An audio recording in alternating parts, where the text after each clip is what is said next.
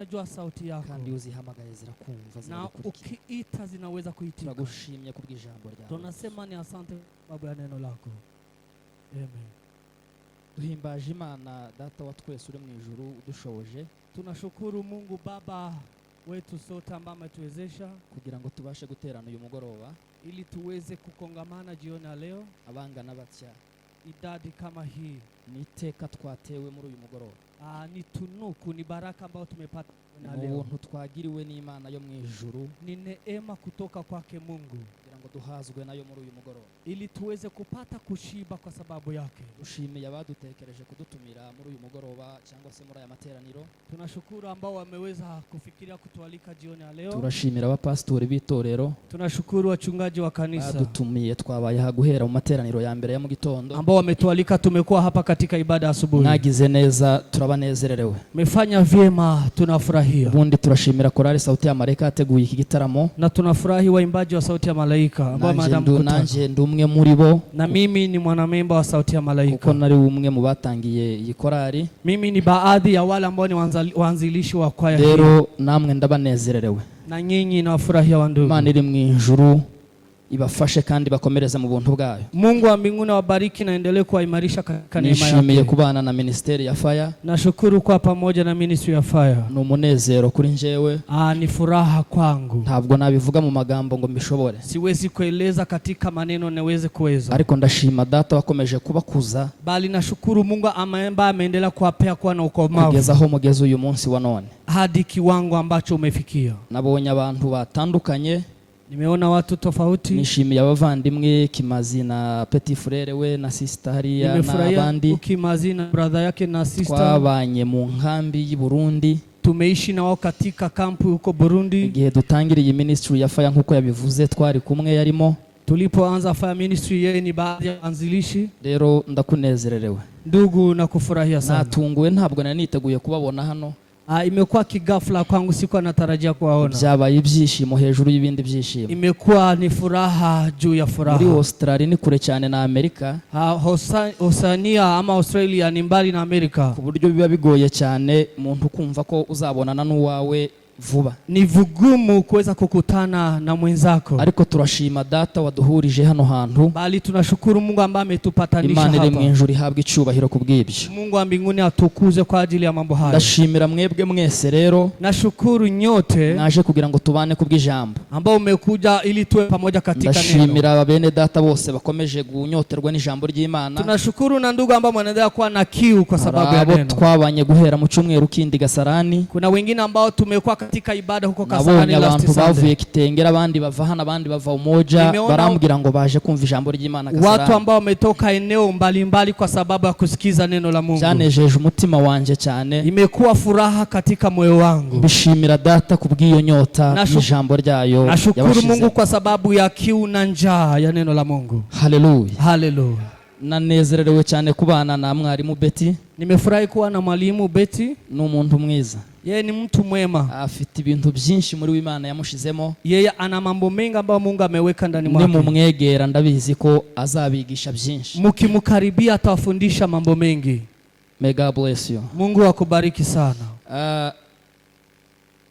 Hari umusore wankozeho kandi ndibyatangiye uyu munsi. Kuna kijana ambaye amenibariki, ameniguza guhera ku cyumweru cyashize.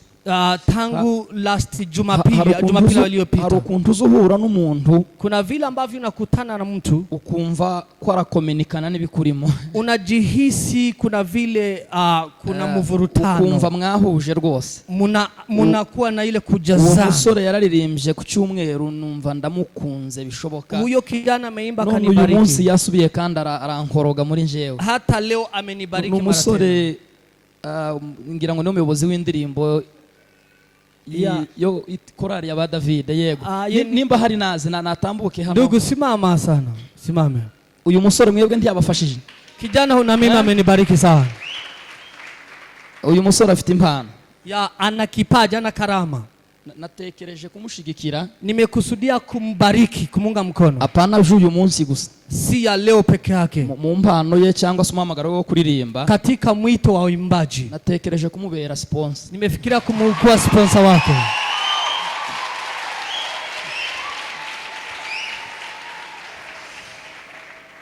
hari abaririmbyi baririmba ukumva bafite amajwi meza ariko wategera message y'ibyo bari kuririmba. Kuna waimbaji ambao wanaimba unasikia sauti ni nyororo, bali ukisikia ujumbe ambao wanatoa katika nyimbo ukumva ntiwabatandukanya na Lucky Dube.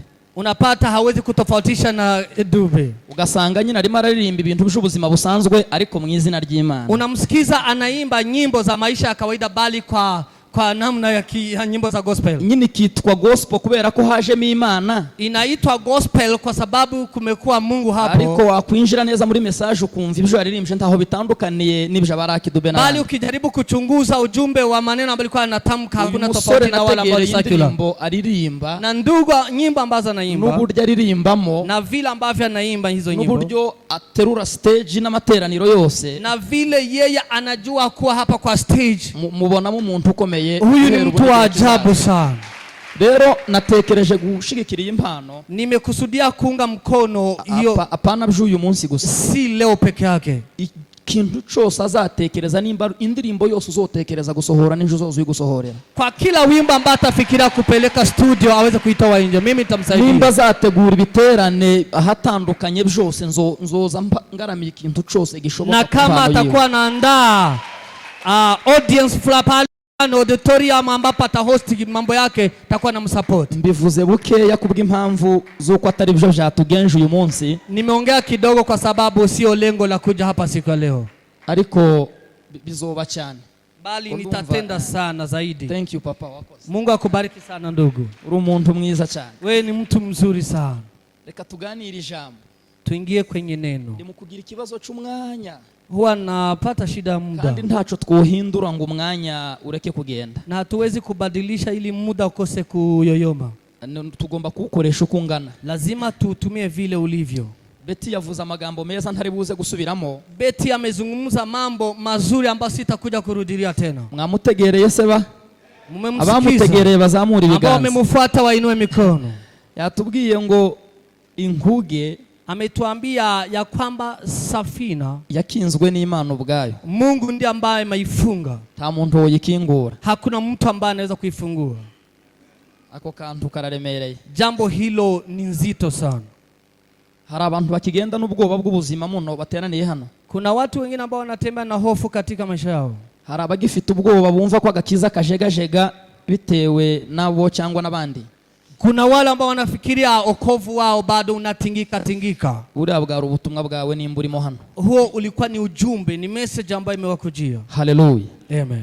Yesu mwisura ya Yohana ibice 17 yari masabira intumwa bizimbwira ngo nabandi bose bazomwizera. Yohana sura 17 Yesu alikuwa akaombea mitume na wengine ambao watakaoamini. Yaravuze ngo data abo wampaye bose. Akasema Baba wala ambao umenikabidhi wote. Abo wampaye bose. Ambao umenikabidhi wote. Aho harimo ikintu kiremereye ntazi ko muri kumva uburemere bwacu. Hapo kuna neno nzito ambalo siwezi kueleza. Apana bo nihaye. Si wala ambao nimejipea mimi mwenyewe. Apana bazotekereza kunsanga. Si wala ambao watafikiria kukuja kwangu. Apana bazokora niki. Si wala ambao watatenda one or two things. Wewe abo wari ufite urabafata urabamba. Wewe wala ambao ulikuwa na wao ukanikabidhi. Kubera kutashatse gutakaza numwe muri bo. Kwa sababu hukutaka kumpoteza hata mmoja. Nanje ngo bose nabahaye ubugingo buhoraho. Na mimi wote nimewakabidhi uzima milele. Aravuga ngo ubu nibwo bugingo bwonyine Mana. Akasema huu ndio uzima Mungu. Nuko bakumenya ko ari wowe Mana yonyine rukundo. Ili Bwana wakujua ya kwamba wewe Mungu pekee. N'umwana wawe watuma. Na uweze kuamini mwana wako uliyemtuma. Ubu nibwo bugingo.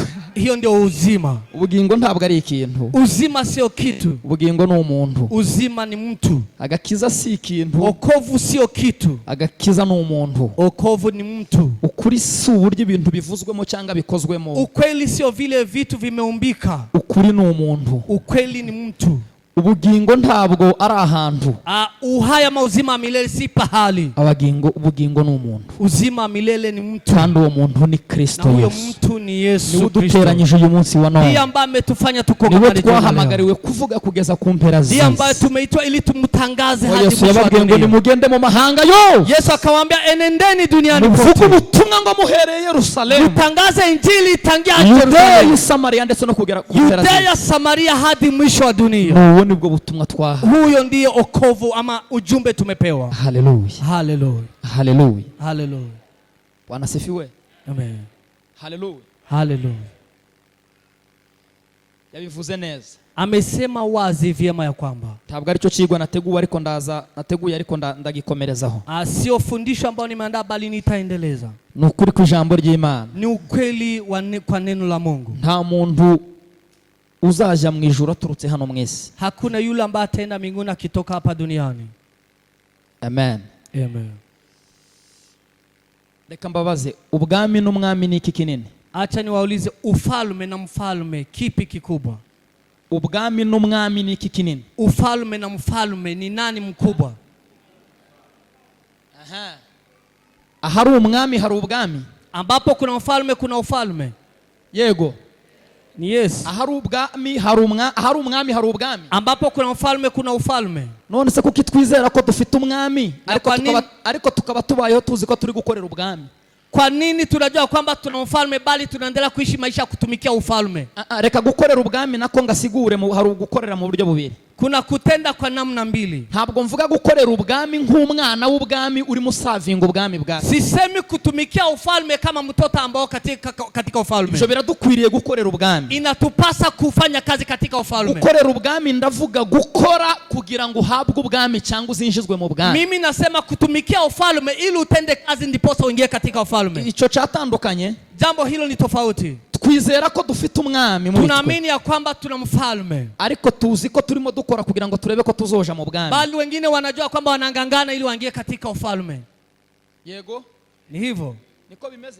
Iko hivyo.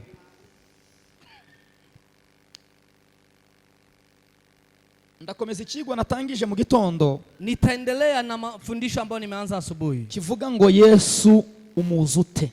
Neno lisemalo Yesu unamjua kivipi? Yesu ninde kuri wowe? Yesu ni nani kwako? Haleluya. Haleluya. Bwana sifiwe. Bwana Yesu asifiwe.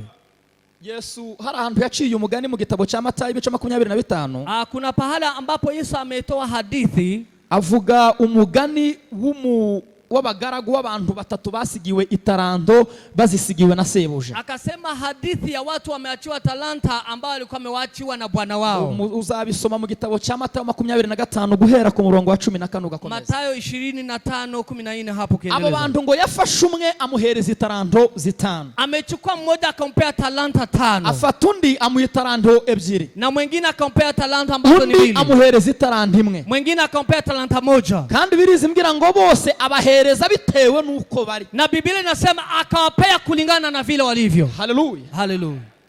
Aragenda amaze kugenda. Alipokwisha kwenda aba bantu zitaranto bazibzajije umusaruro bikurikiranye n'uburyo bari bazisebuja. Na hizi talanta zikawa na manufaa kulingana na vile ambavyo wameachiwa. Ikibazo ndicyari sebuja. Shida si bwana wao. Ikibazo ndicyari itaranto. Shida sio talanta. Ikibazo ndicyari abahawe itaranto. Shida si wale ambao wamepewa. Ikibazo cyari ni gute aba bantu bazisebuja ubasigiye itaranto. Shida ni kwa namna gani hawa watu wanajua bwana wao ambaye amewacha talanta. Uzi Yesu Kristo. Unamjua kivipi Yesu Kristo?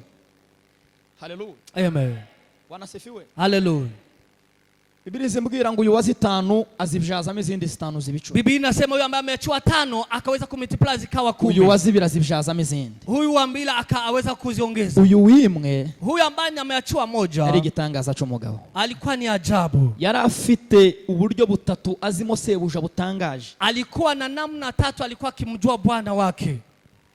Yesu arimo ababaza resulta z'ibyo yabasigiye. Yesu alipowauliza vile ambavyo wametumika wamefanya na zile talanta. Uwa 5 yamweretse icyo yabjaje. Yule ambaye ameachiwa 5 akamuonyesha vile ameongeza hizo talanta. Uwa 2 amwereka icyo yakoze. Yule wa 2 akaonyesha vile amezidizisha. Uyu wimwe ngo aramubwira. Huyu wa 1 akamwambia ngo databuja ijambo rya mbere. Akamwambia bwana wangu neno la kwanza. Narinzi neza kuri umunyamwaga. Nilikuwa nikijua vyema ya kwamba wewe ni mchoyo. Narinzi neza kuri umunyamwaga. Mimi nilikuwa najua kwamba wewe ni mchoyo. Kuri umuntu usarura aho tabibye. Ya kwamba ni mtu unavuna ambapo haujapanda. Ijambo rya gatatu kugosora ibyo utahunitse. nuko uhunika ibyo utagosoye Pluto. Jambo la tatu, unaweka katika gala ile ambayo haweza kukusanya. Kubera ko nkuzi muri ubwo buryo, kwa sababu mimi nakujua kwa njia hiyo, janteye gufata itaranto yanje ndayicukurira ndayihamba. Imenifanya nichukue talanta yangu moja nikachimba nikaiweka chini. Ubuzima dutuyemo uyu munsi, maisha ambayo tunaishi siku za leo, ingaruka z'uburyo tuzi Yesu Kristo, ni mazara ya vile ambavyo tunamjua Yesu. Ingaruka z'ukwizera kwacu ko kumeze, ni mazara ya imani yetu. Uburyo twizeye ambavyo tunaamini bujara imitekerereze yacu, unaweza kuzaa fikra zetu, utanga impinduka mu mitekerereze yacu, inatoa mabadiliko katika fikra. Imitekerereze yacu na fikra zetu ni ibyara ubuzima tubamo uko bukeye nuko ndiyo ambayo inazaa maisha ambayo tunaishi siku kwa siku. Yesu muzute, Yesu unamjua kivipi? Nk'umunyamwaga, kama mchoyo. Haleluya, haleluya. Hari abantu bafite ishusho y'Imana, kuna watu ambao wana sura ya Mungu y'uburyo yakoranye n'ubwoko bwa Israeli mu isezerano rya kera kugeza uyu munsi. Sura vile Yesu ametumika na wana wa Israeli hadi leo. Uko niko bazi Imana. Hivyo ndivyo wao wanajua Mungu. Bazi Imana nk'Imana yica. Wanajua Mungu kama Mungu ambaye anaua. Bazi Imana nk'Imana ifite uburakari, kama Mungu ambaye ana hasira. Bazi Imana nk'umuntu ufite igikoni yiteguye gusa ngo ube nk'uteshuka gutya ziture. Wanajua Mungu kama Mungu ambaye ana fimbo ili aweze kuwachapa. Ndibuka neza kera hari ukuntu twagiraga amafungo. Kitambo kuna vile tukao tukifanya mafungo, tukavuga ngo na amafungo urugero y'icumweru, na tunasema tunafunga kwa siku 10.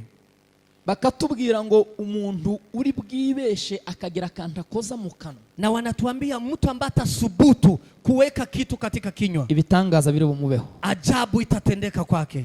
Umunsi wa mbere ukikaze, siku ya kwanza unajaribu, umunsi wa kabiri ukikaze, siku ya pili unajaribu.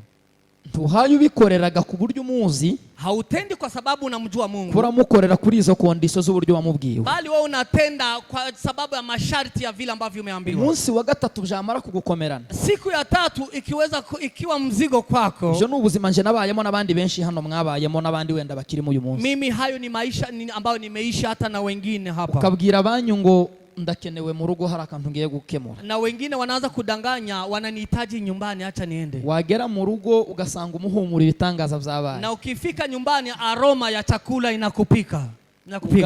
Ugafata nk'akayiko kamwe ugakoza mu isahani ugatamira. At least unachukua kijiko na unaweka kwa sufuria na unakula. Yemwe nta rubanza ndumva rwanteye umutima mubi mu buzima nk'igihe nabaga nakoze ico gikorwa. Hakuna vile ambavyo nimejihukumu ni hiyo siku ambayo nimepita kinyume na sheria tumepewa. Namwe ivyo bintu byababaye, mambo hayo mumeyatenda na nyinyi, mmetenda mambo hayo. Bakakubwira ngo wagomeye ibisubizo byawe, na wanakuambia umegeuka kuwa kikwazo kwa majibu yako. Apana wawe wenyine, si wewe peke yako. Wagomeye n'ibisubizo by'abera bose mu maranye icumweru musenga, hata umekuwa kikwazo kwa majibu ya wale ambao wameingia mayombi na wao. Ukumvugiye kure n'Imana, unajichukia, unajihisi uko mbali na Mungu, ngo sukuje ndi munduki udashobora kwihangana ngo ndibi, na unajihukumu na sasa mimi ni mtu gani ambaye siwezi kuvumilia na kustahimili. Nk'inzara yakumereye na si kosa yako, ni njaa ambayo imekulemea. Uko niko twari tumuzi, hivyo ndivyo tulikuwa tunajua.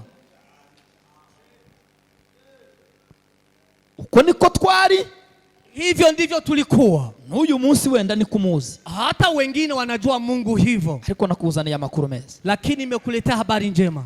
Tuzamurira Imana ibiganza. Haleluya, haleluya, haleluya, haleluya.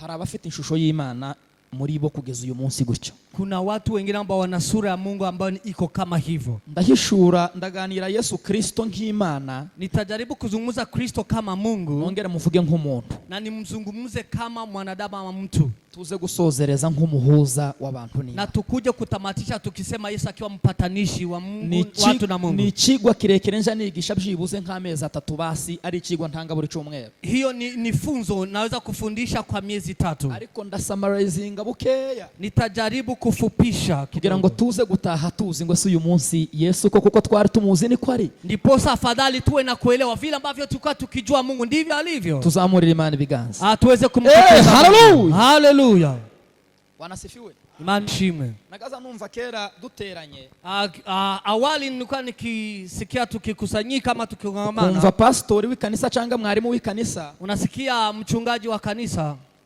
arahagurutsa akavuga ngo umuntu wese utaraha amateraniro atangira. Anasema yule ambaye hakuwa hapa katika mwanzo wa ibada, marayika w'Imana yaje atwara raporo uwo nguwo ntari umubare w'abateranye. Na anasema malaika wa Mungu amechukua ripoti, amekwisha kurudi. Hari abandi bumvise ivyo bintu ambao mmechelewa, mmekwisha kupata ripoti zimepeleka. Hari abandi bumvise ivyo, mumeelewa, mmesikia mambo hayo. Hari uwo barabivuze. Kuna mwingine hapa ambaye amesema jambo hili kwamba ripoti imempita. Ndabizi barahari. Kuna wengine wamesema ripoti imekwisha kuwapita. Ariko nyine uko ni kwa muzi. Ndivyo vile ambavyo wanaelewa. No, hari cyanditswe kiza kivuga iryo jambo buri. Kuna andiko ambayo, is there any scripture ambayo inaongea jambo hilo? Aho Yesu yavuze ngo abaje saa moya n'abaje ryari n'abaje ryari. Mimi najua andiko linasema ambao wamekuja asubuhi na mchana na jioni bose wote wamelipa. Baragororewe. At the same level wamelipa. Hari ikindi cyanditswe naco gihamya ko hari marayika uza mbere yo hanyuma ico nari mbivugiye. Na niuliza kuna andiko lingine ambayo nasema ya kwamba malaika anakuja. Tungenda nibuka bitewe nuko abantu bagenda bakura mu gakiza. Haya ni mambo ambayo nimeendelea kuzumu nikakumbuka tukatokitenda. Kuko yabivuza gakiza ni kamwe. Okovu ni moja. Yesu numwe. Yesu ni mmoja. Ariko itandukano n'urugero rwacu muriko. Utofauti ni vile ambavyo kuelewa kwetu. Urugero rwacu uko rungana muri Kristo. Kiwango cha kuwa na kuelewa katika Kristo. Bamara kuvuga iryo jambo. Wakisha kusema jambo hilo. Waba waje wacereshwa. Na ukiwa umekuja ukiwa umechelewa. Kavuga utesuku nanone naje ukora iki wotaha nanone bikagira inzira. Sasa kujihukumu nasema kwa nini nimekuja na ripoti? Raporo yagiye kandi ntari mu mubare. Ripoti imekwisha kupelekwa hata ni hesabu. Ndirirwa hano mbaye ngora iki? Mimi nitashinda hapa nikifanya nini? Uwo muntu si kosa ryiwe. Ana huyo si kosa lake. Niko na wazimana. Yeye ni hivi ambavyo anamjua Mungu. Mbega Imana hari abantu bafite ishusho yayo. Kuna watu ambao na sura ya Mungu. Ngigitipe kiri aho ngaho citeguye gusa ku muntu yogira gutya kigakubita. Kama kijitu kikubwa ambacho ukifanya makosa kinaweza kukuchapa. Ariko yitandukanye ni Imana yishukiye muri Kristo Yesu. Bali ni tofauti na Yesu ambaye amefunuliwa. Imana yishukiye muri Kristo biravuga ni mwingi wa rehema. Mungu ambaye amefunuliwa ndani ya Kristo nasema kwamba ni mwingi wa rehema. Ni Imana itinda kurakara. Yeye ndiye Mungu ambaye hajawi na ghadhabu. Ni Mungu hafi y'abiti. Ni Mungu ambaye anaendelea kwa karibu na wale wanaofuata jina lake. Yaravuze ngo ukubana natwe. Agano ni kwa pamoja nawe. Ntizotureka ntizodutererana. Hata tuacha kabone nubwo twagerageza kuja kure nayo. Hata kama tuwe mbali nayo. Biblia ngo tugaruza inkoni y'urukundo rwayo. Biblia inasema na turejeshe kwa fimbo ya upendo. Zayo ko zirimbuka.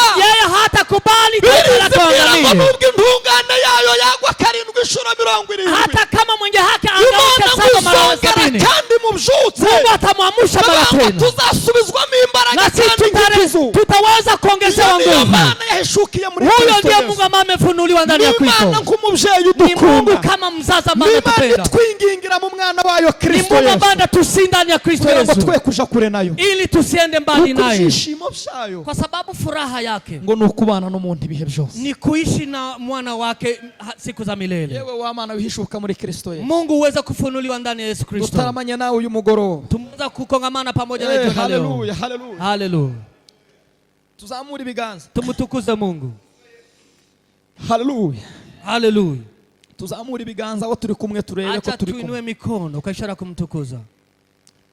Haleluya. Haleluya.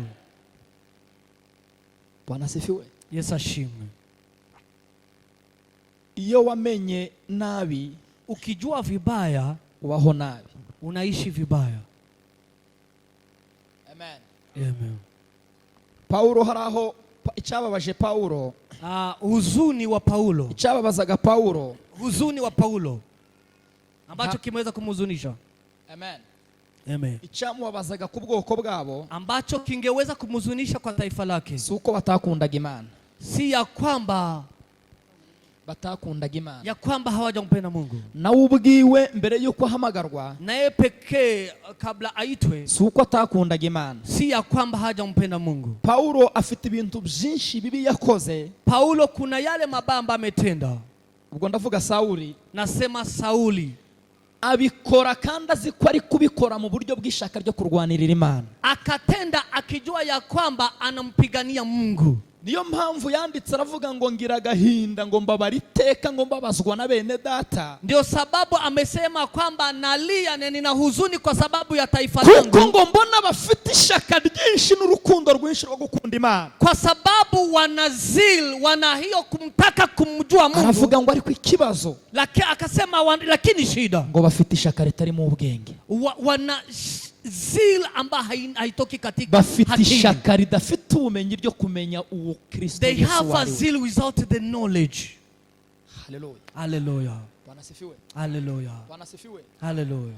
Nico gituma yigeze kwandikira itorero ry'Abaefeso. Ndio sababu akaandikia kanisa la Efeso. Mu gice cya mbere umurongo wa 17. Sura ya kwanza 17. Arababwira ngo buruko nibutse gusaba. Akasema napokumbuka kuombea. Ngo nje mbasabira iki kintu ku Mana. Huwa naombea jambo hili kwa Mungu. Ibyo mwita ibyifuzo kuri mwebwe ntabwo ari byo sibwo bukene mbona mufite. Yale ambao mnaita mahitaji sio umasikini ambao. Arababwira ngo buri gihe mbasabira kuri data kugira ngo ahwezeshe amaso yanyu y'imitima. Akasema naomba Mungu ili afungue macho kugira ngo muhumuke mubone. Ili muweze kufunguka macho na muone. Mungaruka zibaho zo kumenya nabi Yesu Kristo. Madhara ya kutoka kumjua Mungu. Ubaho mu buzima bwo gushakisha ibintu ufite. Unaendelea kutafuta vile ambavyo unavyo. Ubaho mu buzima bwo kubabazwa ushaka cyane wibabaza kenshi ushakisha ibintu ufite muri. Unaishi maisha ya kujihuzunisha ya kutenda mambo ambayo yanakuchosha ukitafuta yale unayo. Kubera ko wahushije ikintu wahushije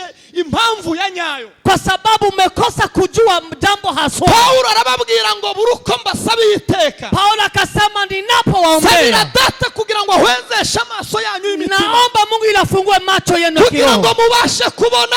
Ili muweze kuona. Arababwira ngo nimuhumuka mukabona. Kisha kufunguka macho na muone. Ijambo rya mbere ngo muzabona ngo imbaraga zitagira urugero. Mtaona nguvu ambazo hazina kiwango. Uzimana ngo yakoresheje kuzura Kristo mu bapfuye. Ambazo Mungu ametumia kufufua Yesu kutoka wafu. Ngo muzamenya ko zibarimo. Mtajua kwamba hizo nguvu mnazo. Mumazigiye kirekira ku misozi myinshi. Mumeishi kwenye milima kwa siku nyingi. Muhamagara murira mutakamba musaba izo mbaraga. Mukiita Mungu mkombea nguvu hizo. Ikibazo si imbaraga. Akasema shida sio nguvu. Ikibazo si Imana. Shida sio Mungu. Ikibazo si Kristo. Shida sio Kristo. Ikibazo.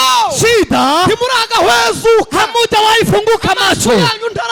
Macho yenu hajawahi funguka. Nimwamara guhumuka. Akasema mnapofunguka macho mtaona nguvu ambazo hazina kiwango. Yakoresheje izura Kristo mu ambazo Mungu ametumia kufufua Yesu. Izo ngo muzamenya ko zibarimo. Niposa mtajua kwamba mna nguvu. Hallelujah. Ababwira imbaraga za pneumatus, imbaraga za kratus n'imbaraga za dunamis. Nguvu za kratus na dunamis. Izo ni imbaraga zigaragara muri Bibiliya mu rurimi rw'Ikigiriki. Hizo ni nguvu zinadhirika katika lugha ya Kiyunani. Zagaragaye mu kuzuka kwa Kristo ava mu bituro n'imbaraga zamanukanye no Mwuka Wera kufufuka kutoka wafu. Ku munsi wa Pentecost. Katika hata wakati wa Pentecost. Arababwira ngo izo mbaraga zose. Akasema hizo nguvu zote. Izo mbaraga zibarimo. Munazo. Icyakabiri ngo muzamenye ubutunzi butagira akagero. Jambo la pili mtajua utajiri ambao hauna kiwango. Ubwoso yabaye. Utajiri mwingi ambao Yesu amewapea. Tuzamurira Imana ibiganza. Tumutukuze. Hallelujah. Hallelujah. Iyo wamenye nabi. Ukijua vibaya.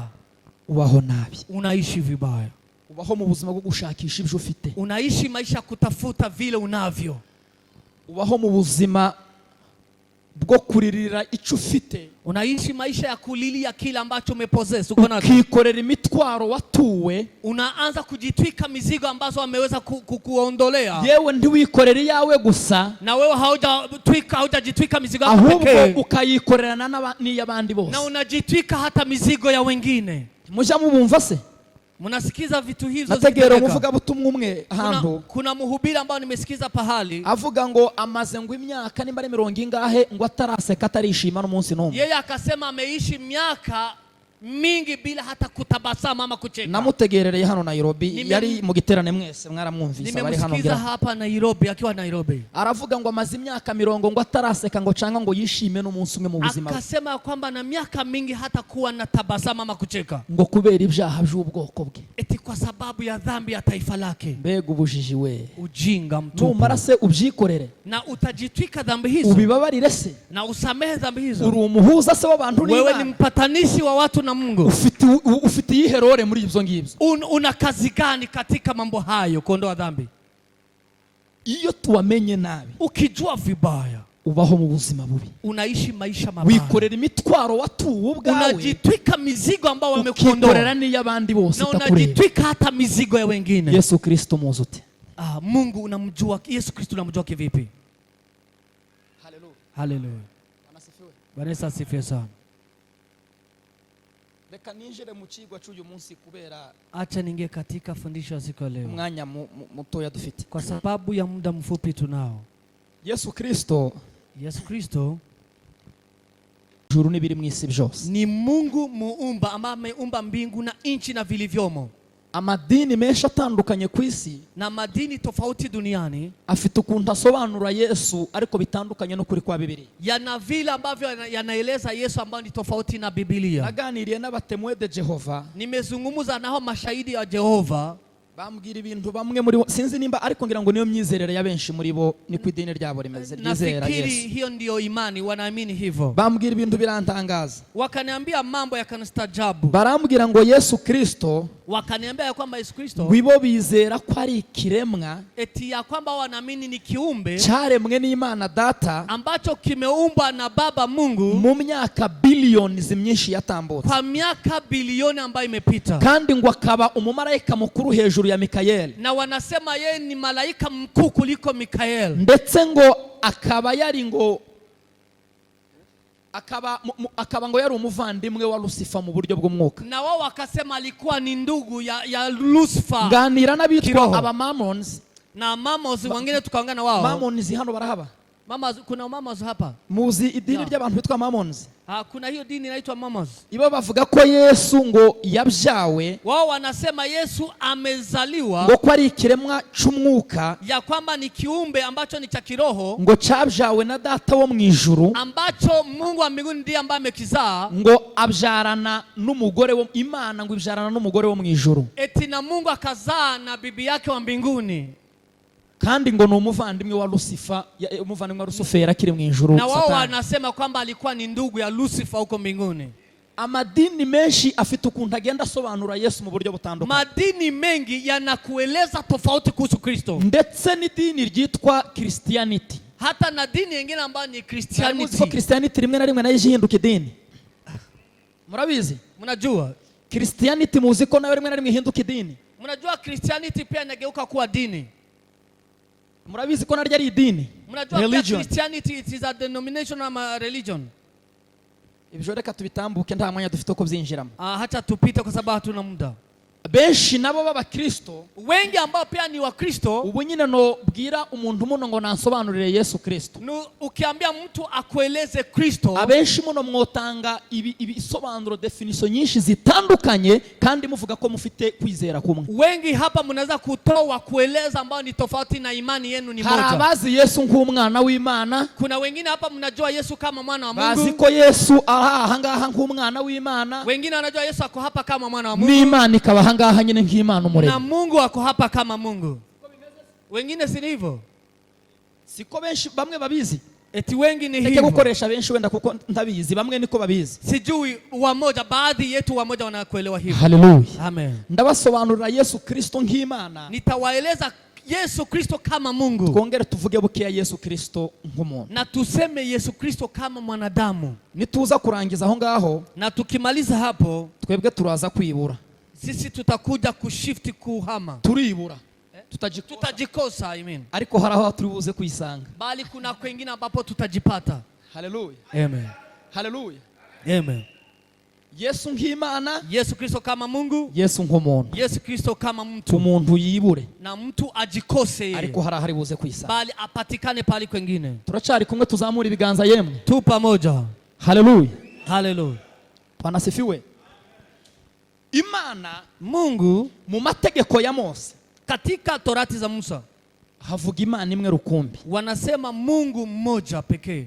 Twese twizera Imana imwe rukumbi. Na sote tunaamini Mungu mmoja. Imana yari ifite amazina menshi yakoreshwaga muri Bibiliya mu Isezerano rya Kera. Mungu alikuwa na majina mengi ambayo alikuwa anatumia katika Agano la Kale. Imana yitwaga ngo ni Yawe mu Giheburayo. Mungu alikuwa akiitwa Yawe katika Kiebrania. Ndavuga wenda amazina makeya kubw'impamvu z'umwanya. Nitataja majina machache kwa sababu ya muda. Yawe Yawe ni ijambo risigura ngo Lord. Ni neno lisemalo Bwana. Umwami yego. Bwana. Iri jambo Yawe muri Biblia rizamo inshuro 5,300. Katika Biblia inakuja mara 5,030. Nizina rikoreshwa ku Mana yonyine yemewe muri Tora nk'Imana yaremye ibiriho byose. Ni jina ambao wanatumia kama Mungu muumba. Haleluya. Amen. Muribuka mu gitabo cyo Kuva, katika kitabu cha Kutoka usomye ibice 3 murongo ugahera wenda nko ku 13 sura ya 3:13 na unaendelea. Hari uburyo Mose yasobanuriye Imana abantu, Imana ihamagara Mose iramubwira ngo nzabwira abantu ko ari induntumye. Kuna vile ambavyo Mungu ameeleza watu ya kwamba Mungu ni nani. Imana ihamagara Mose, Mungu akaita Musa kuja gukura ubwoko bwayo mu buretwa ili watoe taifa lake katika utumwa. Mose abasimana ngo nibambaza ngo ni induntumye tuzomubwire ko ari. Musa akaambia Mungu, wakiniuliza kwamba ni nani amekutuma niseme ni nani. Imana iramubwira ngo uzababwire ngo ndiho yantumye. Mungu akamwambia enu mwambie kwamba Ayamu ndiye ambaye amenituma. Nipo. Ayamu hu ayamu. Uzababwire ngo mimi ni yule niliye. Ndiho njewe nduwo ndiwe ndiho yantumye. Mimi ni yule niliye ndiye ambaye amenituma. Dusomere mu rwandiko muri Yohana ibice 8. Soma Yohana sura 8. Shaka sinzi niba ndayizeye yateranye. Niba ntawe uhari ture undi muntu umuzi gusoma muhe mikoro. Rugabira dufasha ndayizeye hari nawe. Umuntu muri hafi ya muhe mikoro uzi gusoma neza. Karibu atusaidie. Turaza gusoma ibyanditswe nka bingahe tutakuja kusoma andiko tukiharakisha. Yohana ibice 8 umurongo 58. Yohana 8:58. Yes. Yohana ibice 8:58. 8 sura 8 haya yake ya 58. Yesu arababwira ati hera kuri 57. Anzia 57. Abayuda baramubwira bati ko utaramara imyaka 50. Ko utaramara imyaka hera kuri 56 kugira ngo bize gusobanura. Anzia 56. 56 ugeze kuri 58. 56 hadi 58. Abrahamu sekuruza wanyu. Your father Abraham yifujije cyane kureba umunsi wanje.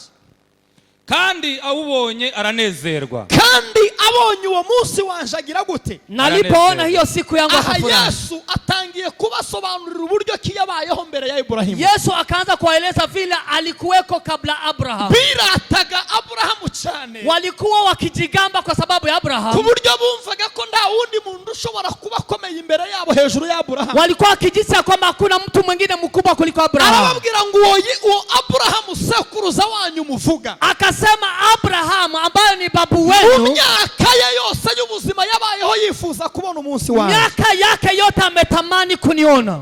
Awubonye aranezerwa. Aliponiona akafurahi. Muzi aho Abrahamu yabonye uwo munsi? Mnajua siku ambayo Abraham ameona siku hiyo? Muzi gihe Abrahamu yabonye uwo mwami? Mnajua wakati Abraham ameona mfalme huyo bwana? Mwanya turaza kwasubira nyuma. Tutakuja kurudi hapo. Ni gihe ahabwa isezerano ry'urubyaro, benshi batekereza ko yari Isaka yarabwiwe, nyamara urubyaro yarabwiwe yari Kristo Yesu. Ni wakati alikuwa amepewa ahadi ya uzao ambao ni Kristo, lakini si Abraham. Abantu batekereza ko ari Isaka. Wengine wanafikiria kwamba ni Isaac. Ibyo wena tubona umwanya turabisubiramo dusoza. Tukiona muda tutakuja kutafsiri. Endelea kusoma. Abayuda baramubwira bati Wayahudi wakamwambia kwamba ko utaramara imyaka 50. Ko wowe Yesu tuzi ubyawe na Yosefu na Mariya ejo bundi. Na wewe utaramara imyaka 50. Na wewe Yesu haujawahi kuwa na miaka hata 50. Abrahamu wamubonye ute? Abrahamu wahuriye hehe nawe wa mugabo we w'igitangaza kuzi kubesha? Umejua Abrahamu wapi? Abrahamu wamumenyeye. Umemjua wapi Abrahamu? Yesu arababwira ati Yesu akawaambia Nukuri ndababwira yuko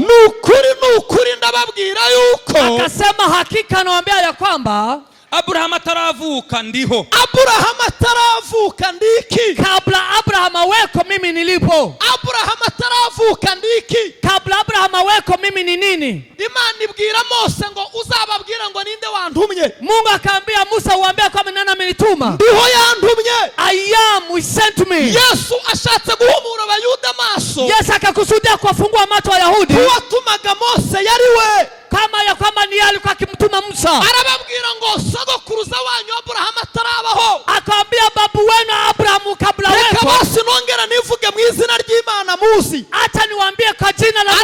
ijambo ndi yawe, mimi I am, ndi yawe, ni yawe. Abrahamu atarabaho, kabla Abrahamu awepo, ndiho yawe nilipo, ijambo ndiho, mimi nipo. Ntabwo ari igihe cyashize gusa, si wakati ulipita pekee, igihe kizaza, si wakati utakao kuja, ni wakati ambao ni continuous, ambao inaendelea. Sigura eternity, inaendelea. Ni sigura udafite itangiriro ntagire n'iherezo, inamaanisha yule ambaye hana mwanzo hata mwisho. Yarababwiye ngo ndacaremwe kitaremwe naje, alikuwa ameambia hakuna kiumbe ambaye kija huko na mimi. Abrahamu abaho, kabla Abrahamu aweko, jewe ndiho, mimi nipo.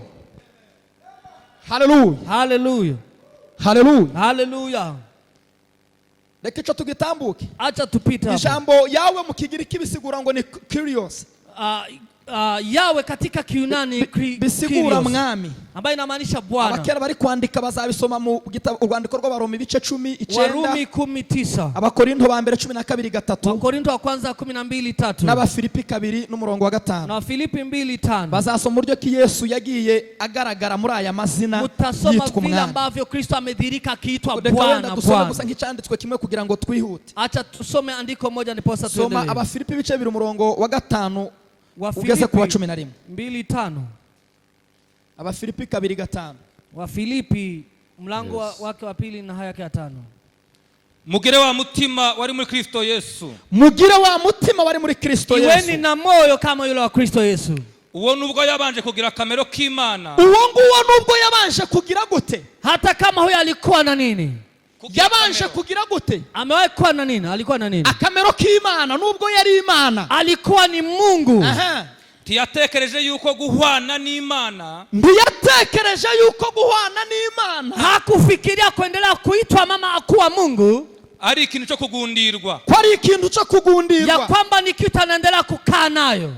Ahubwo yisiga ubusa. Ahubwo yisiga ubusa. Bali akavaa uchi. Ajana kamere k'umugaragu w'imbata. Ajana kamere k'umugaragu w'imbata. Akavaa mwili wa utumwa. Agira ishusho y'umuntu. Agira ishusho y'umuntu. Akawa na sura ya mwanadamu. Kandi amaze kuboneka afite ishusho y'umuntu. Kandi amaze kuboneka afite ishusho y'umuntu. Alipokwisha kudhirika akiwa na sura ya mwanadamu, yicisha bugufi, akanyenyekea, araganduka, akatii, tiyanga no gupfa ndetse urupfu rwo kumusaraba. Na hakukata hata kufa kifo cha msalaba. Tiyanga no gupfa urupfu rwo kumusaraba.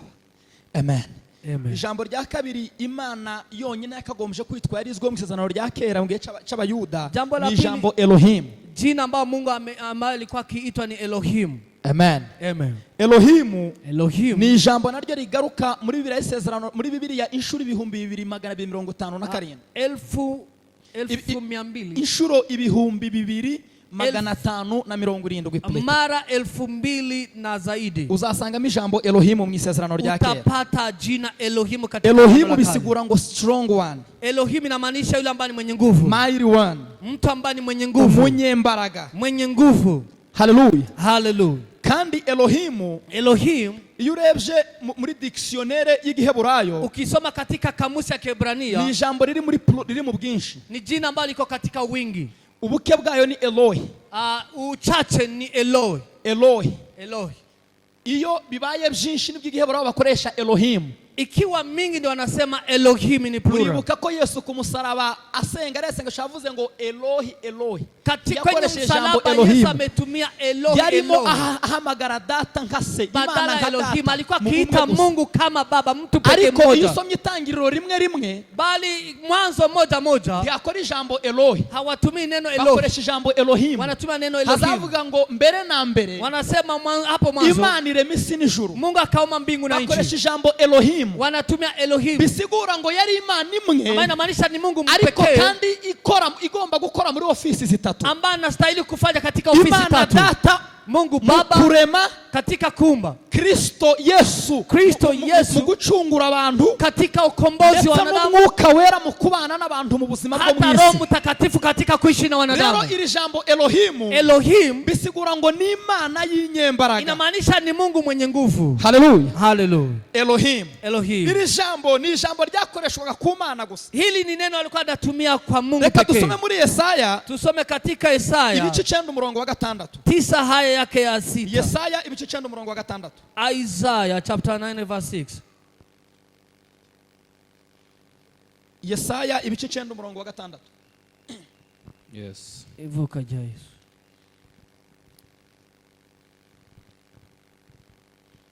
Isaiah Aravuze ngo chapter 9 verse 6.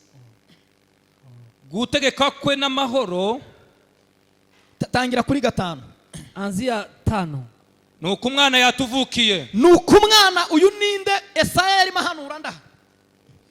Yari mahanura Yesu. Alikuwa akitabiri Yesu kwamba mwana amezaliwa. Aravuga ngo nuko umwana yatuvukiye. Na akasema mwana amezaliwa.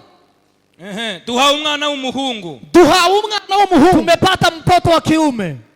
Ubutware buzaba ku bitugu bye. Ubutware buzaba ku bitugu bye. Utawala utakuwa begani mwake. Azitwa igitangaza. Azitwa igitangaza. Ataitwa mtu wa ajabu. Umujyanama. Umujyanama. Mshauri. Imana ikomeye. Imana igize gute? Mungu mwenye nguvu. Aha muri birege Heburayo bakoresha ijambo Elohim. Katika Kiebrania nasema Elohim. Mungu mwenye nguvu. Yesaya nawahanuye ko uyu mwana w'uruhinja duhawe. Yesaya katamana kama mtoto ambaye tumepewa. Azabashe kuvuka nk'umuntu. Atazaliwa kama mtu. Ariko ari Imana nzima izabishe kuvuka nk'umuntu. Bali akiwa ni Mungu timama ambaye amezaliwa kama mtu. Imana ikomeye. Ataitwa Mungu wa ajabu, Mungu mwenye nguvu. Imana ikomeye. Mungu mwenye nguvu. Yesu yiyereka abigishwa amaze kuzuka. Yesu alipodhirika kwa mitume baada ya kufufuka. Avugana nabo. Akaongea na wao. Amaze kuganira nabo. Alipozungumza na wao. Ariko ngo asanga Filipo adahari. Akapata Filipo hayuko. Thomas.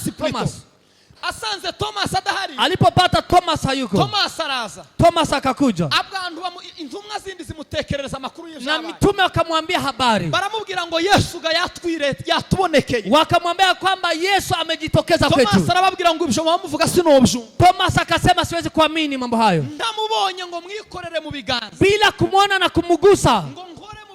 Mboni nkovu ziwe ili niweze kugusa hata majeraha yake. Sinshobora kubyemera kwa. Siwezi kukubali. Yesu ngo arongera ngo arababonekera mu cyumba. Yesu akaonekea katika chumba. Abwira Thomas ngo Thomas we. Akaambia Thomas, ngwino unkoreho yewe wamunyakuri. Njoo na uniguse. Dore za nkovu zanje mu biganza. Hata kovu katika vitanga vyake. Thomas ngo amaso yiwe arahwezuka. Na Thomas akafunguka macho. Ngo Biblia zimbwira ngo yikubita hasi aramura. Biblia inasema akaanguka kifudifudi. Mu mategeko ya Mose n'abayuda bari bayazi neza. Katika sheria matorati za Musa byaravugaga ngo muzaramye Imana imwe rukundo. Walikuwa akisema abudu Mungu pekee. Indi Imana nimwe muzaramya. Kusiwe na Mungu mwingine mtabudu. Thomas ahishurirwa ko Yesu Kristo ari Imana nzima. Thomas akafunua kwamba Yesu ni Mungu pekee. Yaje yambara umubiri ihinduka umuntu irapfa. Amevaa mwili akageuka mwanadamu. Yikubita hasi aramuramya. Akaanguka chini akamabudu. Mana yanje kandi mwami wanje. Akasema Mungu wangu Bwana wangu. Mana yanje kandi mwami wanje. Mungu wangu Bwana wangu. Hallelujah. Hallelujah. Mana yanje kandi Mungu wangu na tena Bwana wangu. Hallelujah. Hallelujah. Yesu Kristo nanone yitwa ya mazina ya Yawe. Na Yesu Kristo akaitwa yale majina yawe. Ndeke kubitindamo kubw'impamvu z'umwanya wagiye. Acha nisikae kwa mambo hayo kwa sababu ya muda. Ibintu byose biranga Imana mu mbaraga zigaragara mu buryo butatu zitangaje. Imana ni omnipresent. Mungu ni yule ambaye ni omnipresent. Imana ni omniscient. Imana ni Imana ibera hose rimwe. Mungu ni Mungu ambaye anaishi pale at the same time. Ni Imana ishoboye byose. Omnipotent. Ni Imana imenya byose. Omniscient. Ibyo byose Kristo Yesu arabigaragaje mu buzima bwe hano. Hayo yote Kristo amedhihirisha hapa duniani. Ntabwo turi buze kwisura nabahereza ibyanditswe byinshi bibigaragaza. Nitawapea andiko kuhusu mambo haya. Yesu Kristo rero. Yesu Kristo ni Imana nzima. Ni Mungu ambaye ni Mungu. Nta yindi Imana ibaho itari Yesu Kristo. Hakuna Mungu mwingine ambaye si Yesu Kristo. Nta yindi Imana ibaho itari Yesu Kristo. Hakuna mwingine Mungu asipokuwa Yesu Kristo. Nta yindi Imana ibaho itari inde. Hakuna Mungu mwingine ambaye si Yesu Kristo. Tunaelewa mambo hayo. Icho cyasobanutse. Tumeelewa jambo hilo. Cyasobanutse tukiveho. Tumeelewa ili tuondoke kwa neno hile. Amen. Amen. Icho twacumvishije ko Yesu ari we Mana. Tumeelewa kwamba Yesu ndiye Mungu. Yohana we yaravuze ngo hakuna Mungu mwingine. Nta yindi Mana iri Yohana akasema hakuna Mungu mwingine. Arabitsemba aravuga ngo nta yindi Mana itari Yesu Kristo. Hakuna Mungu mwingine isipokuwa Yesu Kristo. Amen. Amen. Hallelujah. Hallelujah. Reka tuvuge Yesu nk'umuntu. Acha tuweze kumtaja Yesu kama mtu. Nimara mbabwira impamvu natekereje nahawe kuvuga aya magambo. Niwaambie sababu gani nimepewa kuzungumza mambo haya. Hallelujah. Amen. Bwana sifiwe. Eza shimwe. Turachari kumwe. Bado tuko pamoja. Amen. Amen. Bado tuko pamoja, tumtukuze Mungu. Watu wamechoka, mwimbaji aimbe, watu tuamshe watu. La. Amen. Mnanifuata vizuri. Mugitondo nabikozeho buke. Asubuhi nimegusia kidogo. Bitanzira ariko nubundi ndaza kubitanzira. Nikakatiza nikaacha njiani. Imana ndibirangira tugenda dukonjoraho gato. Mambo ya Mungu hayawezi kuisha, tunagusia tu, tukigusa. Nyuma ya Yesu Kristo nk'Imana nzima, baada ya Yesu Kristo kama Mungu pekee, Imana itekereza kurema umuntu. Mungu ambaye amekusudia kuumba mtu. Nanone ndiyatekereje kurema umuntu uzaba utandukanye nayo. Hakufikiria kuumba mtu ambaye hafanani na yeye. Nagira ngo nkubwire agaciro kawe uyu mugoroba wa none. Acha nikwambie thamani yako jioni leo. Birashoboka hari kutarabisobanukirwa. Inawezekana hujaelewa mambo haya. Ariko uyu munsi nubisobanukirwa, bali jioni leo unapoelewa mambo haya, aha uraza kugira ubushizi bw'amanga bw'agakizo ufite. Utakuja kuwa na ujasiri ya wokovu unayo. Imana itekereza kurema umuntu. Mungu alipokusudia kumumba mwanadamu, ntabwo yatekereje kurema umuntu ufite agaciro gatoya kuri yo. Hakufikiria kuumba mwanadamu ambaye hana thamani kuliko yake. Imana yatekereje kurema umuntu uzagira access kubyo ifite byose. Mungu amefikiria kuumba mwanadamu ambaye atakuwa na ruhusa kwa mambo yake yote. Ibyo ifite byose, yale ambayo Mungu anamiliki. Kubera ko ibyo ifite byose, kwa sababu yale ambayo Mungu anamiliki ni ibyacu, ni yetu. Haleluya. Haleluya. Bwana sifiwe. Haleluya. Imana irera. Mungu ambaye anaishi. Imana irera. Mungu ambaye analea. Imana irera. Mungu ni mtakatifu. Imana irera. Mungu ni mtakatifu. Ntabwo yatekereje kurema umuntu utera. Hakufikiria kuumba mtu ambaye si mtakatifu. Imana irakiranuka. Na Mungu ni mwenye haki. Yatekereje kurema umuntu udakiranuka. Hakufikiria kuumba mtu ambaye si mwenye haki. Haleluya. Haleluya. Imana ifite ubugingo buhoraho. Mungu ana uzima milele. Yatekereje kurema umuntu udafite ubugingo buhoraho. Hakuwahi kufikiria kuumba mtu ambaye hana uzima milele. Imana ishobora gupfa. Mungu anaweza kukufa. Ndiyatekereje kurema umuntu uzapfa ngo birangire. Hakufikiria kuumba mtu ambaye ataweza kukufa. Mu bitekerezo byacu, katika fikra zetu, nibyo twigishijwe byinshi bitandukanye ntari bujemo, na mafundisho tofauti ambayo tumefundishwa. Tuzi umuntu udakiranuka, tunajua mtu ambaye si mwenye haki. Tuzi umuntu udashobora kwera, tunajua mtu ambaye hawezi kuwa mtakatifu. Tuzi umuntu ushobora gupfa Imana igapfusha igaheba. Tunajua mtu ambaye anaweza kufa na Mungu anakufa. Ariko uwo muntu tuzi, bali huyo mtu ambaye tunajua, ntabwo yigeze aje mu gitekerezo cy'Imana no munsi. Hajawahi kuwa katika mawazo ya Mungu. Bakabwira umuntu watekerejwe n'Imana kuva kera. Acha niwaambie mawazo ya mtu ambaye Mungu afikiria. Imana ntiyigeze yivuguruza ku gitekerezo cyayo. Na Mungu hajawahi badilika katika fikra. Yagambiriye kera, yale ambayo amekusudia tangu awali, kuri yarabishohoje, ameyakamilisha. Umugambi wayo kuva kera, kusudi la Mungu tangu awali, kimwe Imana yahushije. Mungu hajawahi kukosea. Kimwe Imana itashohoje, hakuna hata kimoja ambacho Mungu hajatimiza. Haleluya. Haleluya. Bwana sifiwe. Bwana Yesu asifiwe sana. Haleluya. Haleluya. Imana, Mungu ni umukozi w'umuhanga. Mungu ni fundi study. Reka mbabwire ibintu bitangaje. Acha niwaambie mambo ya ajabu. Nimara nicare. Niposa niketi. Imana, Mungu ibyo ifite byose, vile anavyo, kuri yo bifite agaciro mu gihe ibibonanye umuntu. Kwake vina thamani anapovitazama mwanadamu akiwa navyo. Ntabwo muhaye muvyumva. Hamuja nisikiza vizuri. Sinzi nkuko ndibuze kubivuga. Sijui vile nitawaeleza. Ibyo Imana ifite byose, vile ambavyo Mungu anamiliki anavyo, mu gihe Imana idashobora kubibona n'umuntu, na Mungu akikosa kuviona mwanadamu akiwa navyo, Imana iratsinzwe. Mungu ameanguka mtihani. Haleluya. Haleluya. Bwana sifiwe. Bwana Yesu asifiwe sana. Ibyo Imana ifite byose muri kamera yayo, vile ambavyo Mungu anavyo, nimba tutarabiherewe muri Kristo Yesu, na kama hatutapewa ndani ya Kristo Yesu, Imana yaratsinzwe. Inamaanisha Mungu ameshindwa. Bwana sifiwe. Haleluya. Haleluya. Haleluya. Haleluya. Haleluya. Imana iratekereza ngo reka ndemo umuntu. Mungu akakusudia kuumba mwanadamu. Bwana sifiwe. Haleluya. Kandi iravuga ngo uyu muntu ngomba kumurema mu nshusho yanje. Na akasema acha huyu mtu tumumbe katika mfano wetu. Mu nshusho yanje bisigura iki? Katika mfano wangu inamaanisha nini? Mu nshusho yanje bisigura iki? Katika sura ama mfano wangu inamaanisha azaba afite kwera kwanje, awe na utakatifu wangu, azaba afite gukiranuka kwanje, awe na haki yangu, azaba afite ubwenge bwanje, awe na hekima yangu, azaba afite ubutunzi bwanje bwose, awe na utajiri wangu wote. Reka tureme umuntu, acha tumuumbe mwanadamu, kandi tumureme mu nshusho, na tumuumbe katika mfano wetu. Hallelujah. Hallelujah.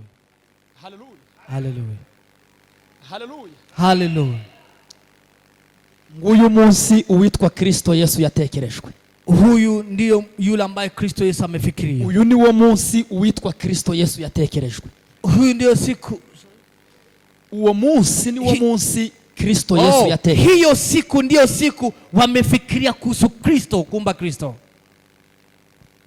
Amen. Amen. Wanasifiwe. Hallelujah. Hallelujah. Hallelujah. Hallelujah. Hallelujah. Hallelujah. Hallelujah. Imana kubera ko nta kintu izikora irimo itanto n'amahirwe, kwa sababu Mungu hafanyi kitu akibahatisha, kugira ngo igikorwa cyayo kitazafailinga nk'icy'abana b'abantu, ili kazi zake isikuje kushindwa kama ya wanadamu, itekereza kurema Kristo nk'umuntu, akafikiria kuumba Kristo kama mwanadamu, kugira ngo abandi bose bazaremwa, ili wengine ambao watakaoumbwa, abazobana nayo iteka ryose, ambao wataishi na yeye milele, bazaremerwa muri uwo nguwo, waumbwe ndani ya Kristo. Kubera ko yarizi ku rukundo rwayo, kwa sababu alikuwa anajua upendo wake rwose rworangirira kuri Kristo gusa, unaweza kuishia kwake Kristo, kwezwa kwera kwayo kose, utakatifu wake wote rworangirira muri Kristo gusa, unaweza kuishia ndani ya Kristo, ukiranuka kwayo kose, haki yake yote rworangirira muri Kristo gusa, ni beta iishie ndani ya Kristo, nayo ibyo yifuza byose, na yale yote ambayo Mungu angetamani kucitwa ikiramwa muntu, amba kwa mwanadamu byosohozwa na Yesu Kristo, iweze kukamilishwa na Kristo Yesu. Kristo Yesu aratekerezwa mu gitekerezo Kristo Yesu akaingia katika fikra za Mungu. Tuzamurira Imana ibiganza, tumtukuze Mungu. Hallelujah. Hallelujah. Hallelujah. Hallelujah. Ire mu muntu akaumba mwanadamu, itekereza kurema Kristo Yesu, akafikiria kumumba Kristo Yesu. abo twaganiriye mu gitondo, Man Jesus, ambao tumeongea na asubuhi, nababwiye ngo umugambi w'Imana wose mu isi, ico yatekereje mu isi y'umwuka, nimeambia kusudi la Mungu katika kiroho cyose cyabanzirizwaga n'icumubiri, na ilikuwa ikitanguliwa na kitu ambacho ni cha kimwili, ariko ico cy'umubiri kikaremwa nayo nk'igicucu cy'ibyiza byenda kuza byabayeho mbere yacu, na hicho cha kimwili kinatangulia kile cha kiroho ambacho kitakayokuja, ambamo amekusudia. Aya magambo ko arumvikana? Haya mambo mnaelewa Cyangwa byaremereye ama imekuwa mazito sana? Ko birumvikana? Tunaelewa. Na basize nimewacha biza bigora kwigisha abantu mutamenyeranye, vigumu kufundisha watu ambao hawajazoea, kubera kutabuze level yabo yo kumva nyine uko ingana, kwa sababu hawajajua kiwango level. Ariko ndabizi muri abahanga kandi mushoboye kumva, bali najua kwamba nyinyi ndabasaba ngo munyumvire mu mutima wa Kristo, nsoze iki kintu gusaba sini marangirangiriza. Naomba munisikize, munifuate na munisikize, munyumvire mu mutima wa Kristo Yesu, katika roho ya Kristo Yesu. Hallelujah. Amen. Bwana sifiwe. Hallelujah.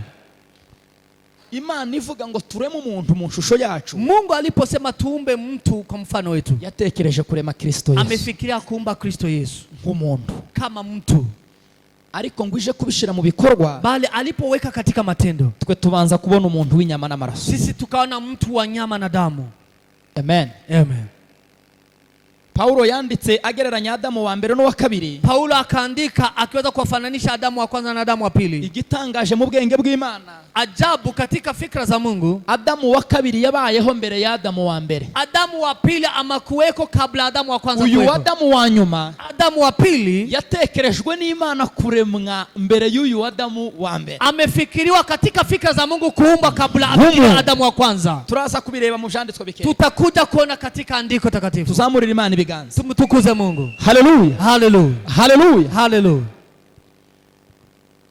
Imana irema umuntu ugaragara y'uwo mubiri. Mungu akaomba mtu ambaye anaweza kudhirika kuonekana, ariko mu isi y'umwuka irema Kristo Yesu, bali katika ulimwengu wa kiroho akaomba Kristo Yesu, ariko itegereza ko uyu Kristo Yesu ngo azerekanwa mu mpera z'ibihe, bali akakusudia Kristo Yesu aweze kudhirika katika mwisho wa nyakati. Amen. Amen. Mureke twibaze iki kintu gitoya. Acha tujiulize jambo hili. Imana yacu ko ari Imana yera. Mungu wetu ni Mungu mtakatifu, kandi kikaba ari nta cyaha kiba muri yo, na hakuna dhambi ndani mwake. Iri jaribu ry'icyaha ryaturutse muri Adamu kugira ngo ahita arya kuri za mbuto. Kwa nini hii jaribu ya dhambi imetoka wapi ndani ya Adamu? Uyu muntu wari uremwe mu shusho y'Imana, na huyu mtu ambaye ameumba katika sura ya Mungu, kera iki cyaha cyari kivuye hehe muri? Na hii dhambi imetoka wapi sasa? Uyu yari igicucu, huyu alikuwa ni kivu cha Adamu wagambiriwe kuremeka mu shusho y'Imana, ambacho ni kivuli cha Adamu wa kwanza ambaye alikuwa katika fikra ya Mungu. Urwandiko rw'Abaheburayo ibice 10 umurongo wa mbere, Waebrania 10 haya ya kwanza, hazagaragaza ibintu byinshi byabanje kuremeka nk'igicucu, inadhihirisha mambo mengi ambayo yameumbwa kama vivuli byiza byendaga kuza ku mpera z'ibihe, yale ambayo yatakayokuja. Haleluya, amen. Reka dusome ibyanditswe bikeya, ntekereza ko bimwe nabisomyeho mu gitondo. Acha tusome andiko hii ambayo hata nimeweza kusoma asubuhi. Tamatishe kwa jambo nimekusudia kutamatisha. Ikintu cyateje impagarara mu mitima y'abantu, kile ambacho kimeweza kusumbua watu, giteza imvururu n'imidugararo mu bizera, kimewafanya waumini waweze kuwa na kutosimama imara, kandi cyoroshe kuko gihishuka mu ijambo ry'Imana. Na ni kitu ambacho ni rahisi tunaweza kukifunua katika neno. Turacari kumwe, bado tuko pamoja, turacari kumwe, tu pamoja. Haleluya, haleluya. Dusomera Itangiriro 1:16 Mwanzo sura ya kwanza haya ya 26 hadi 27. Kubw'impamvu z'umwanya reka nsaba abantu nka batatu bose barambure Bibiliya mbabwira ibyanditswe basoma, wengine rugabire ndaize muchuke Biblia waambie. Itangiriro 1:26 na 27. Mwanzo 1:26 hadi 27. Undi ararambura mu rwandiko rw'Abaheburayo ibice 2 umurongo wa 4 kugeza ku wa 6. Mwingine Waebrania sura ya 2 haya ya 4 hadi 6. Undi ararambura mu rwandiko Paulo yandikiye Abakolosayi, wengine waraka wa Paulo kwa Kolosai ibice 2 umurongo wa 14 kugeza kwa 16. 2:14 hadi 16. Abari kwashira ibyanditswe hanabo babitegura nimba babishyiraho ni sawa. Twagiye n'umuntu wa mbere, acha tuanze na yule ambaye anasoma kwanza. Musome katika Biblia tumharakishe. Itangiriro igice cya mbere 26. 26. Mwanzo sura ya kwanza 26. Imana iravuga iti, yego, na Mungu akasema kwamba tureme umuntu agire ishusho yacu. Tureme umuntu agira iki? Tuumbe mtu kwa sura, kwa mfano wetu. Agira ishusho yacu, kwa mfano wetu. Ase natwe, afanane na sisi. Batwara amafi yo mu nyanja, batware amafi yo mu nyanja, waweze kutawala hata samaki za baharini, n'inyoni n'ibisiga byo mu kirere. Murumva ko wa muntu yatangiye ari umwe zangani, wa muntu yatangiye ari umwe none kera babaye benshi, na huyo mtu ameanza turemo mu shusho yacu, tuumbe mtu katika sura yetu, babaye benshi batwara amafi yo mu nyanja, waweze kutawala, wamekuwa wengi, watawale n'inyoni zo mu kirere, samaki za baharini na ndege wa angani, n'amatungo n'isi yose, n'amatungo y'isi yose, na mfugo wa ardhini, n'igikururuka hasi cyose, na vile ambavyo vinatambaa kwenye ardhi. Imana ire mu muntu ngo, Mungu akaumba mtu agire ishusho yawe, agire ishusho yayo, ili awe na sura yake. Amen. Amen. Haleluya, haleluya.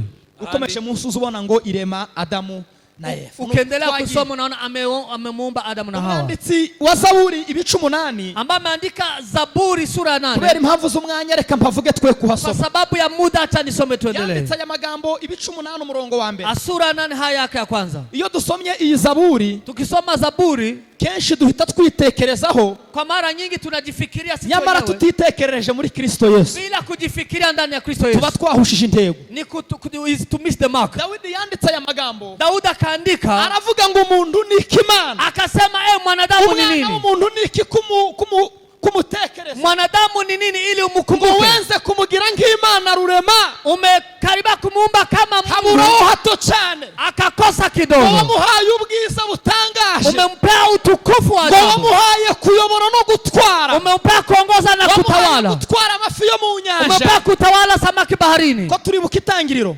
tunakumbuka Mwanzo, umuntu agira gute, mtu mwanadamu ni nini, agira gute, atawale samaki za baharini. Daudi nawe arabihamisha, asubiyemo birya Mose yanditse. Daudi naye akarudi kwa mambo ya Musa, ngo wamuhaye kuyobora amafi yo mu nyanja, umempea kutawala samaki za baharini, umuhereza gutwara inyoni zo mu kirere, umempea hata kutawala ndege wa angani, gutwara n'ibikururuka, hata na vile vinatambaa kwenye ardhi.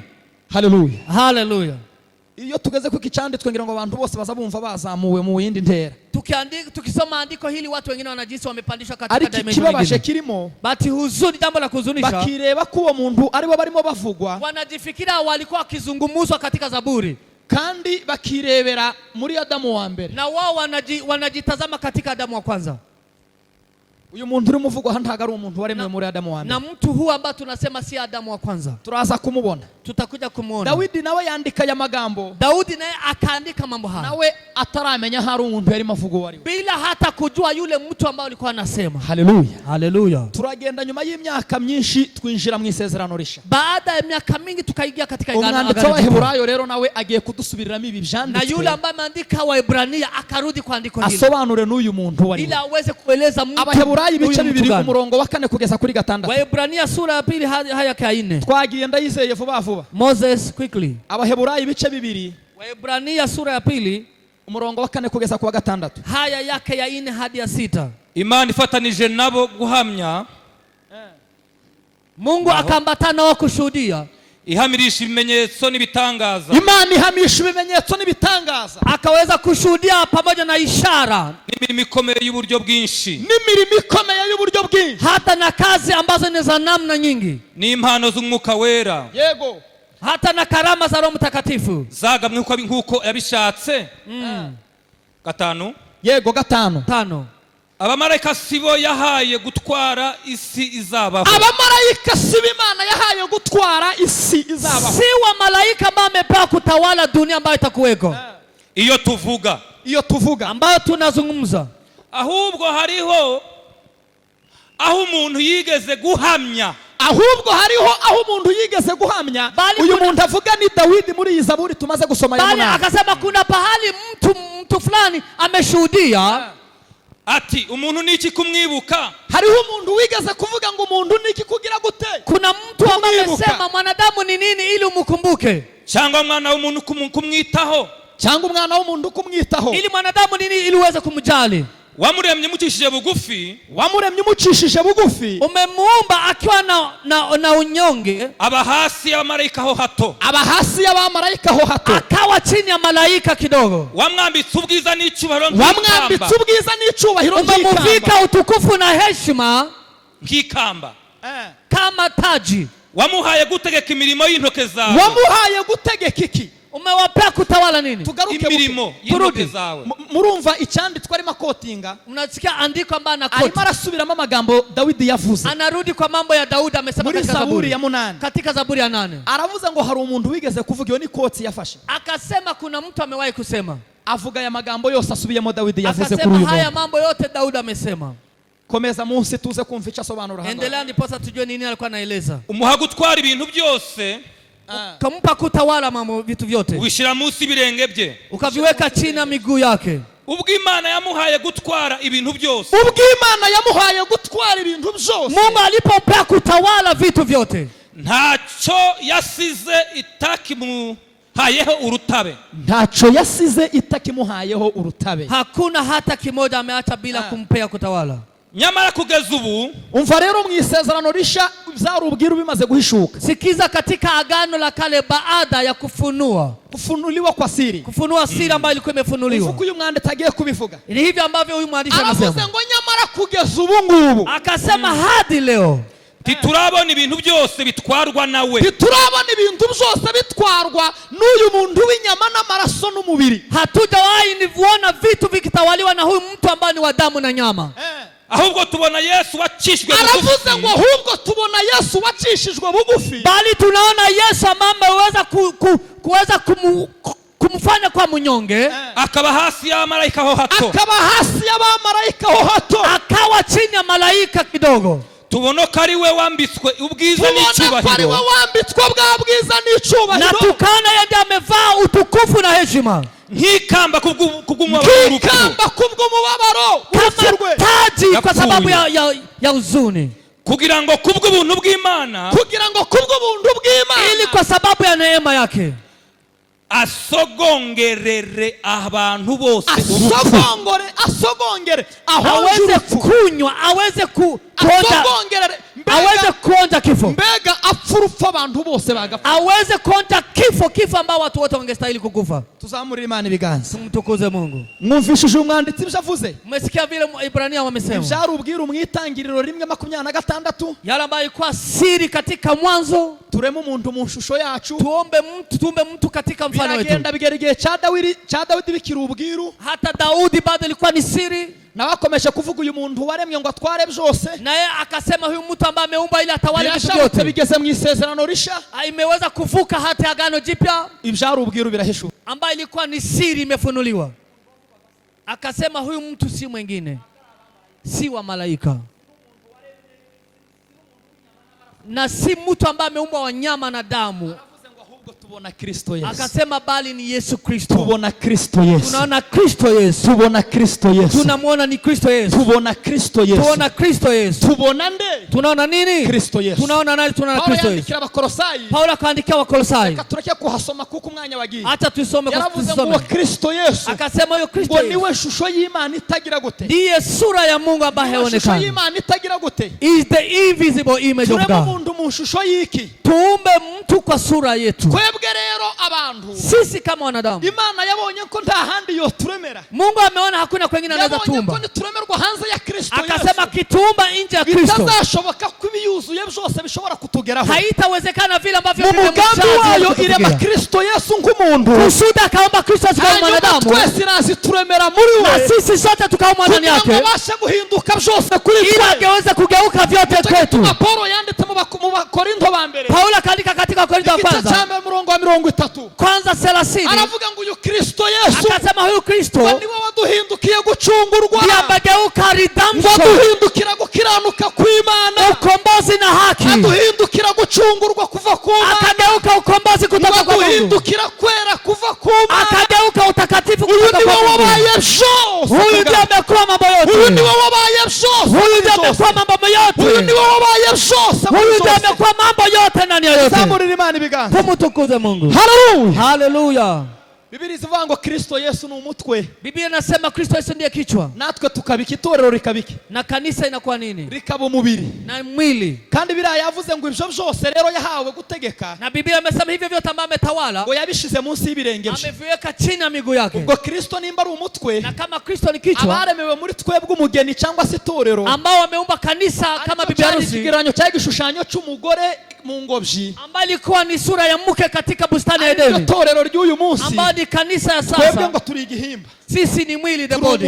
We are the body. Ubwo ibi bintu byose ngo nimba byarashizwe munsi y'ibirenge. Na vitu kama vimeweka chini ya miguu yetu. Biri munsi y'ibirenge byacu. Viko chini ya miguu yetu. Biri munsi y'ibirenge byacu. Viko chini ya miguu yetu. Biri munsi y'ibirenge byacu. Viko chini ya miguu yetu. Biri munsi y'ibirenge byacu. Viko chini ya miguu yetu. Turabyumva. Hatujaelewa. Reka kantu tugasubire. Acha turudi. Kristo Yesu niki? Kristo ni nini? Itorero twebwe turiki. Na sisi kanisa ni nini? Ni mwili. Ibi byose ngo atahaweho atabuze na kimwe yahaweho urutabe. Na hakuna hata kimoja ambacho hajakitawala. Byose ngo byashizwe he. Na vyote vimeweka wapi? Chini ya miguu yake. Haleluya. Haleluya. Iyi karine hii diary ndamutse nyishize hano munsi y'ibirenge. Nikiweka chini ya miguu yangu iri munsi y'umutwe, iko chini ya kichwa no hasi y'igihimba. Na iko chini ya mwili. Muzi impamvu muza agaciro kacu ritorero. Mnajua thamani yetu kama kanisa. Nk'umugeni kama bibi harusi n'uyu mutwe. Ni kichwa hiki. Nuko dufashe kuri Kristo Yesu. Ni kwa sababu tumeshikana na Kristo Yesu. Ibindi byose twakwigishwa ni dini. Vitu vingine dini inaweza kutufundisha. Biri hanze y'uyu mugabo Kristo Yesu. Ambavyo viko nje, outside of Christ. Mwene data Joshua namubonye ndagushuhuje. Ndugu Joshua nakusalimia. Ngira ngo niwe wanditse ndini bivango ibindi byose ni ikinyoma. Na yeye ameandika ametunga nyimbo anasema vitu vingine ni uongo mtupu. Ibyo bindi byose ni ikinyoma cyambaye ubusa. Anasema ni uongo mtupu. Ibyo bindi byose ni ikinyoma cyambaye. Hivyo vingine mnaweza kusikiza ni uongo mtupu. Haleluya. Haleluya. Ikibazo rero itorero rifite uyu munsi ni iki? Ashida kanisa wanalo ni hili. Haleluya. Amen. Wanasifiwe. Amen. Sozereze kuri ako kama. Na nitamatishe kwa jambo hilo. Mwagarikiza arihangana ngira ngo narengeje umwanya yampaye. Msimamizi wa ibada tanuia radhi nimepitisha muda ambao ariko nuko narimba kumbuye. Ni kwa sababu nilikuwa nimewamisi. Mwese mwari munkumbuye ba? Nyinyi hamkuwa mnanimisi. Abari bankumbuye bazamura ibiganza. Ambao walikuwa wamenimisi wainue mikono.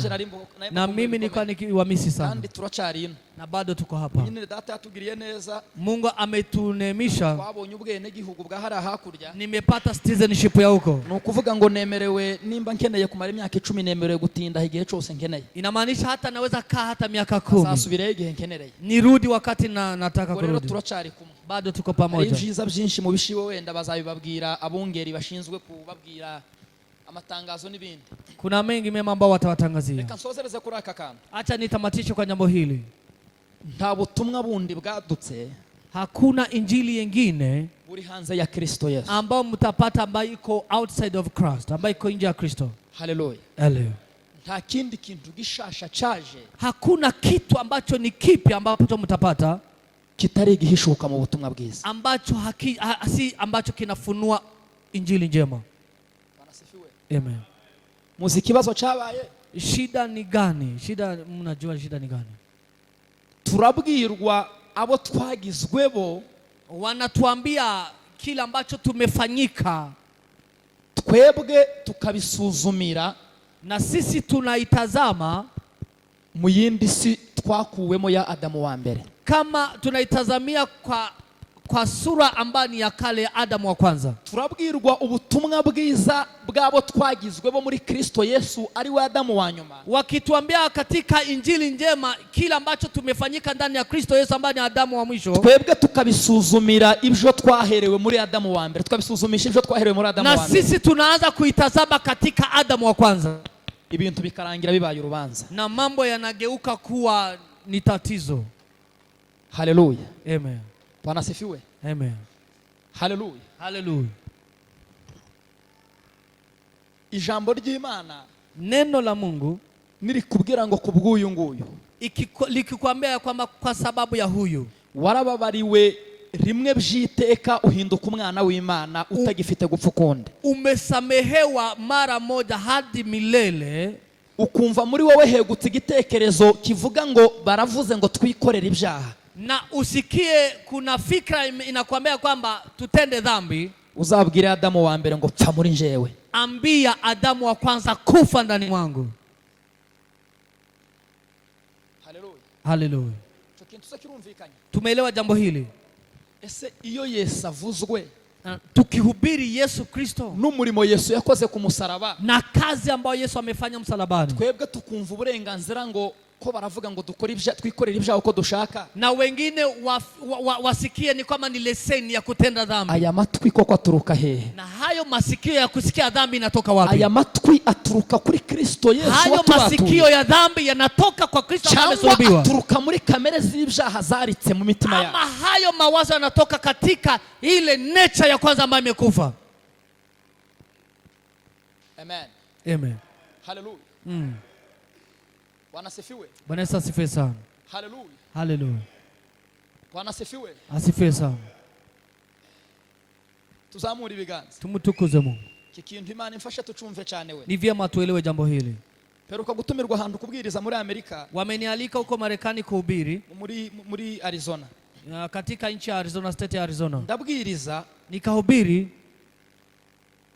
maraba abapastori bamwe baranyegera, na wachungaji wakanikaribia, barambwira ngo turatangaye, wakaniambia tumestajabu, tumeshangaa ubutumwa twumvishije, injili ambayo tumesikiza, twumvishije Yesu bundi bushasha, eti tumesikiza Yesu upya. Barambwira ngo ikintu kidutangaje, wakaniambia ajabu ni hii, ngo dukurikije ngo n'uburyo twumvishije twari tukuzi, kulingana na vile ambavyo tulikuwa tumesikiza na kuelewa, ngo twumvise ari ibintu bidahuye, na tumesikia ni vitu tofauti.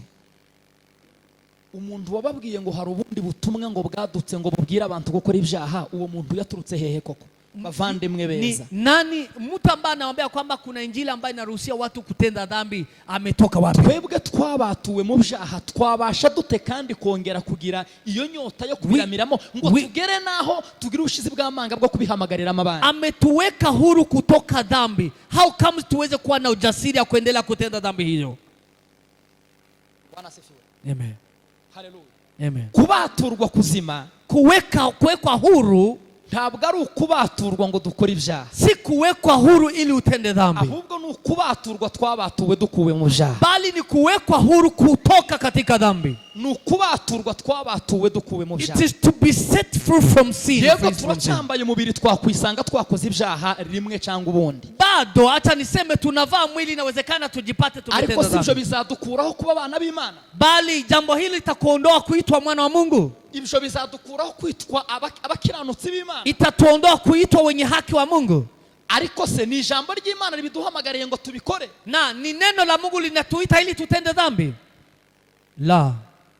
Ni kamere ya mubiri. Ni hasili ya mwanadamu. Ico duhamagariwe rero, kila ambacho tumeitiwa kufanya ni ukwizera icyakoretse muri Kristo Yesu ku bwacu. Kuamini kila ambacho kimetendwa ndani ya Kristo Yesu kwa ajili yetu. Ibindi byose dutekereza, mambo mengine yote tunaweza kufikiria, ni bituruka muri kamere muntu. Ni yale ambayo yanatoka katika hasili ya kibinadamu. Bwavuzwe n'intumwa n'abahanuzi. Injili ambayo imehubiriwa na mitume na manabii. Bwavuzwe n'intumwa. Ujumbe ambao umehubiriwa na mitume ufatiro ruriho. Hadi bado msingi ni ule. Turabwira abantu ngo twegere Kristo Yesu. Tunaambia watu wakaribie Yesu. Niwe buye rizima ryiza ryanzwe n'abubatsi. Ndiye jiwe bora ambaye imetoka na wajenzi. Bali kwa Mungu limeweza kuchaguliwa. Ubutumwa bwaje. Hakuna injili nyingine. Kindi gisha cyadutse. Hakuna kitu keretse kwa hashobora kuba hari kamere yazamutse ya Mungu. Isipokuwa hasili ya mwanadamu inapinuka. Neno la Mungu lidumu katika maisha yetu. Tubarikiwe. Amen.